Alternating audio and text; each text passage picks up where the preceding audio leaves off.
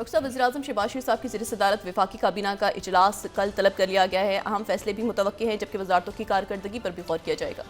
मुल्क के अंदर तो जो सूरत हाल है उस पर ज़्यादा बात नहीं, सवाए दो तीन बातों की। एक तो IMF का जो डेलीगेशन पाकिस्तान आया है, ये क्या बात करने जा रहा है पाकिस्तान में, ये बहुत इंपॉर्टेंट है इस वक्त। और इससे पहले वो जो पाकिस्तान से मुज़ाकरात हमेशा उनके होते रहे हैं, तो वो एलिट कैप्चर की बात करते रहे हैं, अखराजात की अब ज़्यादा अखराजात कर रहे हैं, ये बात अखराजात में कमी करे हुकूमत, ये सारे।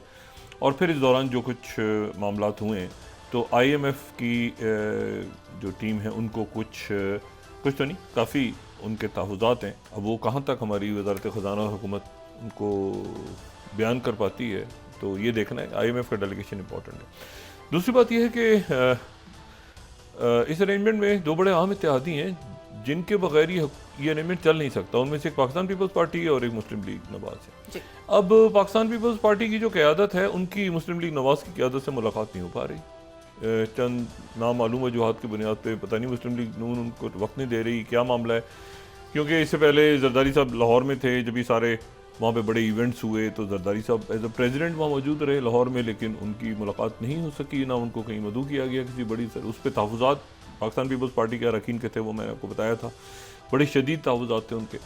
उसके बाद जरदारी साहब से उन्होंने मुलाकात की, उन्होंने कहा जी हम जो है वो तहफ़्फ़ुज़ात दूर करेंगे और आप कुछ देर इंतज़ार करें और तहरीरी मुआहदा है वो दिखाया जाए। बहरहाल वो पार्टी का अपना अंदरूनी मामला।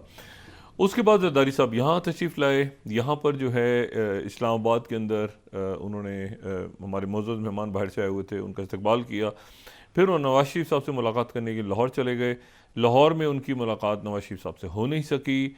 फिर वो ग़ालिबन कराची चले गए या कहीं और उनकी रवानगी है या कहाँ पर। फिर ख़बर चली कि बिलावल जो हैं वो आज शहबाज शरीफ साहब से मिलेंगे और तहफ़्फ़ुज़ात रखेंगे।